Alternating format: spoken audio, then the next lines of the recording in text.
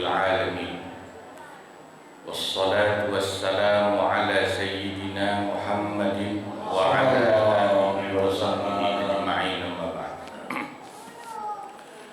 Al-mukarramun wal mukarramat, para guru dan para jemaah sekalian, bil khusus guru kita Bapak Kiai Haji Muhammad Ja'far, Bapak Kiai Haji Ahmad Habibi, Bapak Kiai Haji Muhammad Isjad, Bapak Ustaz Abdul Hamid Mustafa, Bapak Ustaz Abdul Rahman Hussein, dan para pengurus Masjid Baitur Rahman, Pak Haji Zainuddin, Pak Haji Muhammad Basrain, dan yang lain-lain. Moga-moga semua yang hadir dicatat sebagai ahli surganya Allah. Amin. Alhamdulillah, kita kembali bisa ngaji kitab Fathul Mu'in. Moga-moga mendapat keberkahan dari Allah di dunia wal akhirah. Amin. Kita lanjut halaman 23 ya. Bismillahirrahmanirrahim. Auradha'in, atau juga haram menikahi wanita karena hubungan radha, persusuan. Fayahrumu bihi ay birradha'i, maka menjadi haram sebab hubungan persusuan man, siapa saja, yahrumu yang juga haram binasabin, sebab hubungan nasab.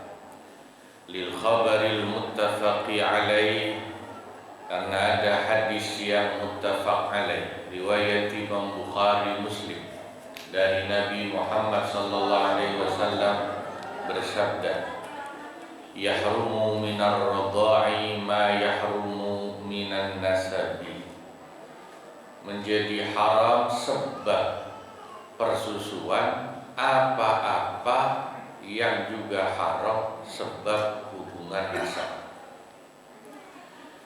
Famurdi'atuka, maka penjelasannya hadis tadi, perinciannya, wanita yang menyusuimu, maksudnya bukan ibu kita, wanita lain yang menyusui kita.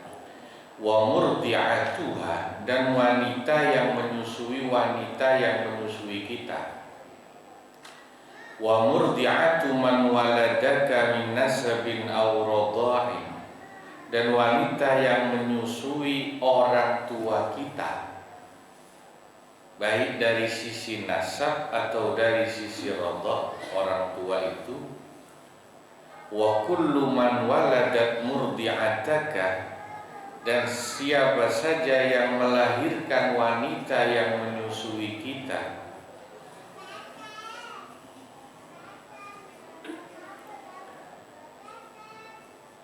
atau yang memiliki air susunya, ummuka min radha'in, statusnya adalah ibumu dari persusuan.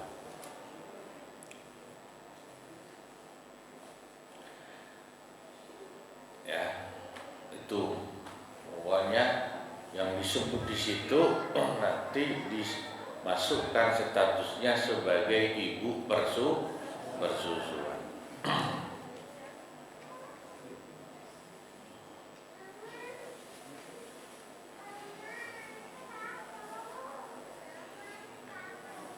Wal murtadi'atu bila banikah, adapun wanita yang menyusu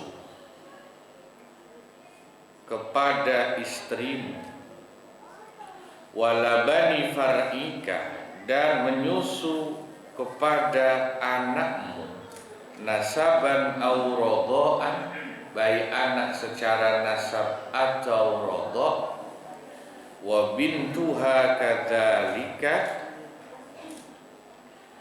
dan anak perempuannya juga demikian, wa insafulat, terus sampai ke bawah, bintuka itu statusnya anak perempuanmu dari sisi persusuan. Wal murtadi'atu bilabani ahadi abawaika, adapun bayi perempuan yang menyusu dengan salah satu orang tuamu, nasaban au rodho'an, baik orang tua dari sisi nasab atau rodho persusuan, ukhtuka, itu statusnya saudara perempuanmu sesusuan. Waqis, dan kiaskanlah olehmu ala hadza baqiyatal asnafil mutaqaddimati, sesuai kaidah ini kerabat-kerabat yang lain yang sudah disebutkan di bab nasab. Jadi begini, ini kan ayatnya An-Nisa ayat 23 ya, hanya menyebut secara global. Wa ummahatukum allati arda'nakum wa akhawatukum minar radha'ah, gitu kan ayat. Mahram dari sisi radha' di ayat itu hanya disebut global. Ibu yang menyusuimu, maksudnya ibu susumu dan saudara wanita sesusuan denganmu. Nah, ini penjelasannya di kitab Fathul Mu'in secara rinci begitu. Yang dimaksud ibu sesusuan kita itu siapa? Ya, wanita lain yang nyusuin kita, atau orang tuanya wanita itu juga dianggap ibu susuan kita ke atas. Atau wanita yang menyusui ibu kita, itu juga masuk ibu kita sesusuan. Gitu. Anak sesusuan itu penjelasannya adalah bayi perempuan yang nyusu dengan istri kita, bukan anak kita, tapi dia nyusu dengan istri kita. Anaknya wanita yang nyusu dengan istri kita ke bawah terus, itu masuk kategori anak sesusuan. Terus saudara perempuan sesusuan itu bukan saudara kita aslinya, tapi ya dia gimana? Sesusuan dengan kita. Bisa jadi dia adalah putri wanita yang menyusui kita, atau dia nyusu dengan ibu kita. Paham ya?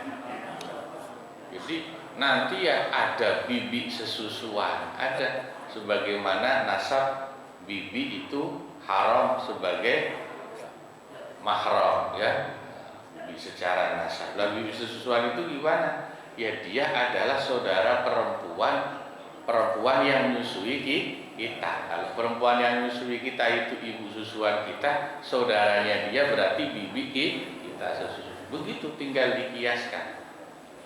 Ya, seperti menghitung hubungan nasab dari hubungan mahram dari sisi nasab. Ya, keponakan sesusuan ada nanti, gitu kelanjutannya ya. Keponakan secara nasab kan mahram juga ya. Nah, ada berarti nanti keponakan yang mahram karena sesusuan, karena dia anak saudara sesusuan kita, keponakan sesusuan.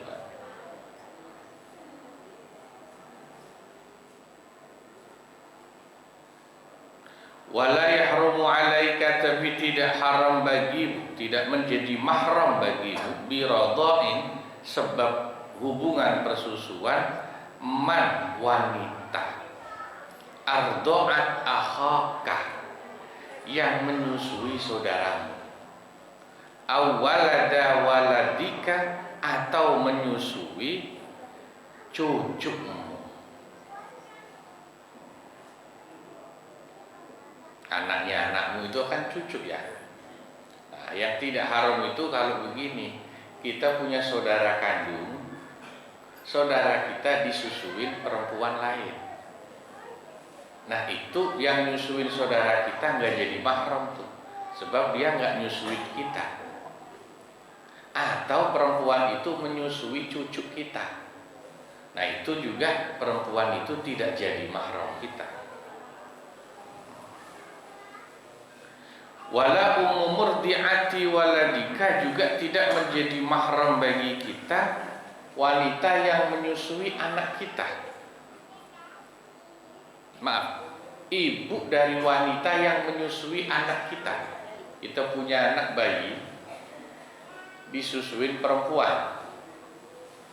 Perempuan itu punya ibu. Nah, ibunya perempuan yang nyusuin anak kita ini tidak mahram dengan kita. Ya. Wa bintuha, begitu juga anak perempuan dari wanita yang nyusuin anak kita. Itu juga tidak mahram bagi kita. Agak ya. Didengerin aja lah. Paham gak paham? Pura-pura paham aja. Diulang lagi lama lagi.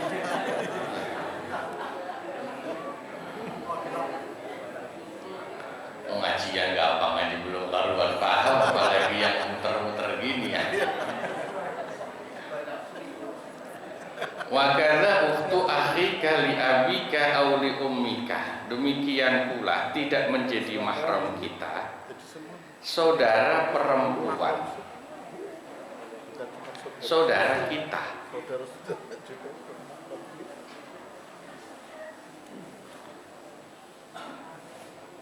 Yang seibu dengan kita atau seayah dengan kita. Min nasabin, baik dari sisi nasab, au radhain, atau persusuan. Yang terakhir gini, kita punya saudara seayah atau seibu. Kalau saudara kita seayah atau seibu itu mahram, ya kan? Tapi saudara kita nih bukan punya anak, dia punya saudara yang ama dia tuh apa? Ya, bukan gitu. Gini nih paham sih.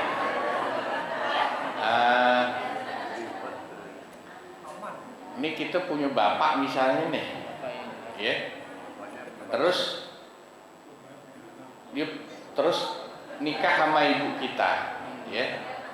Bapak kita itu waktu nikah sama ibu kita, dia udah bawa anak. Paham ya?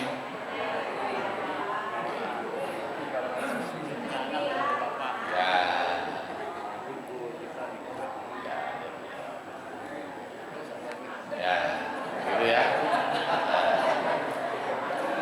Masing-masing bawa nih, ya. Ya.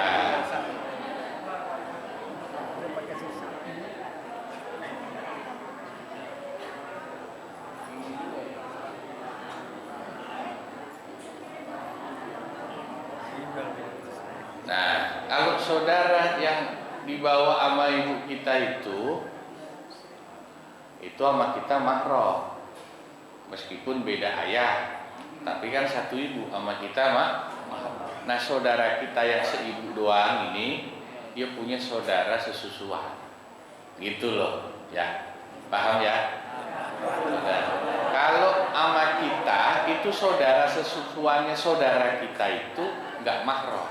Tapi kalau sama saudara kitanya perempuan yang sesusuan sama dia mahram, gitu ya. Ya udah gitu aja dah pokoknya dah.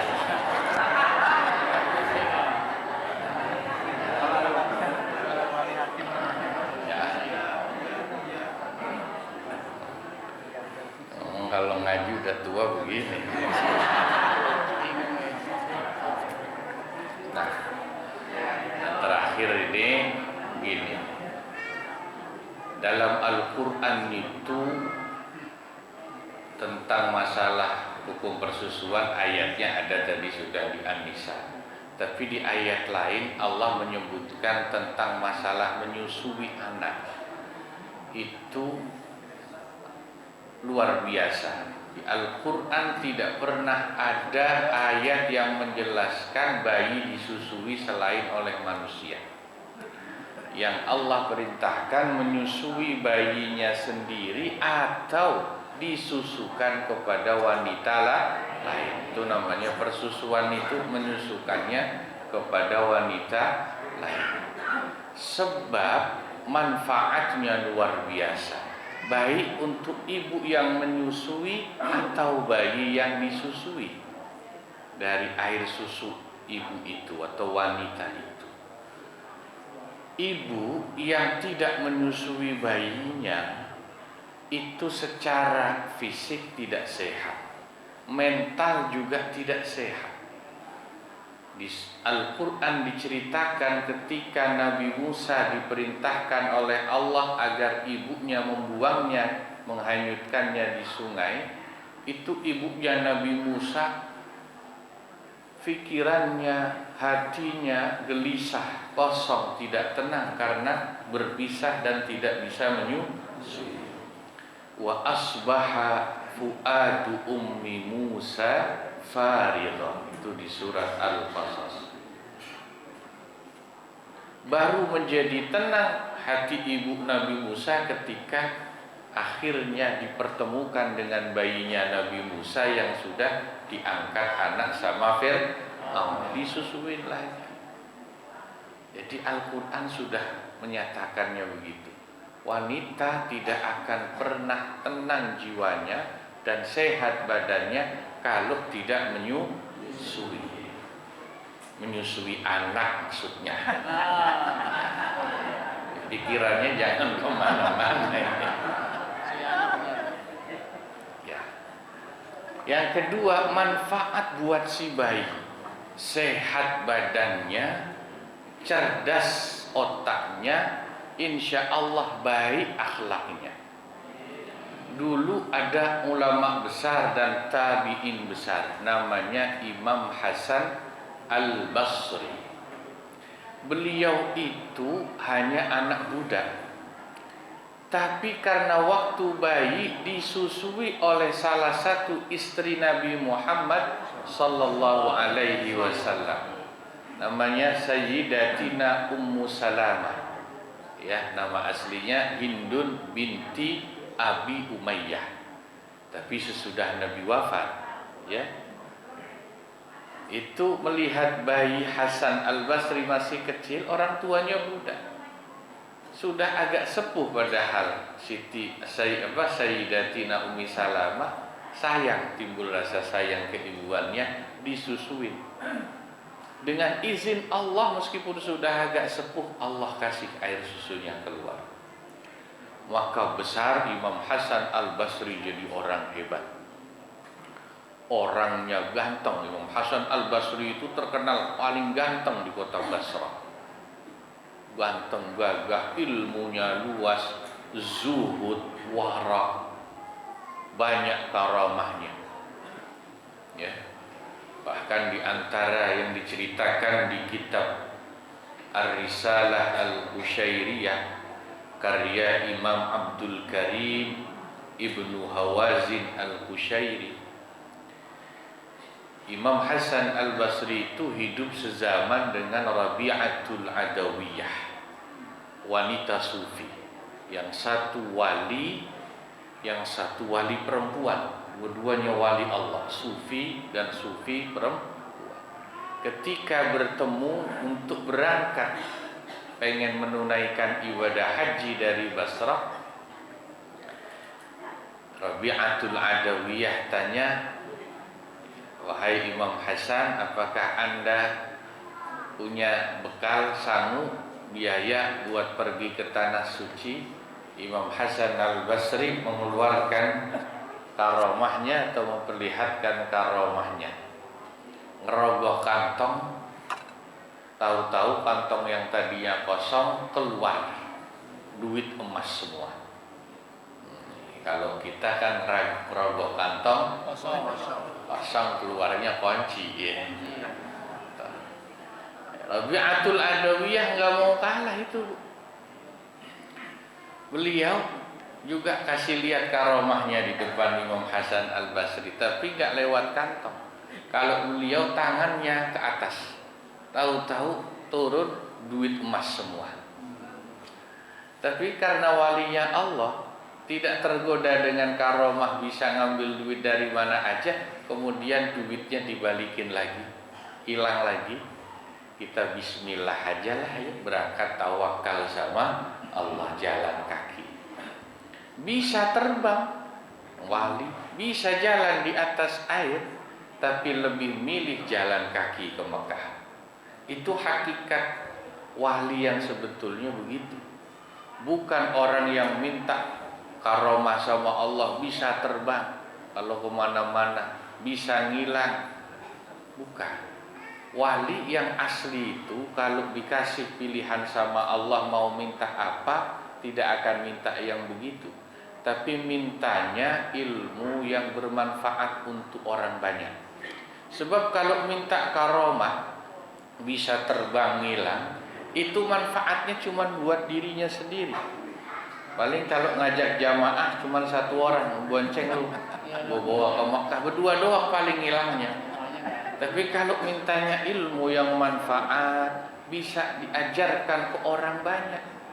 Makanya wali-wali, ulama-ulama dulu itu nggak senang sebetulnya minta karomah yang begitu. Lebih senang karomah itu yang manfaat buat masyarakat.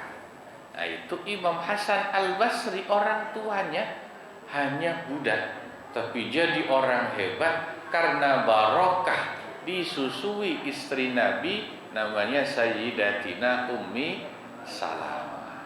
Nah, itu pentingnya mengingatkan kita ya tentang masalah menyusui ya. Tanbihun wallahu a'lam bishawab. Moga-moga manfaat.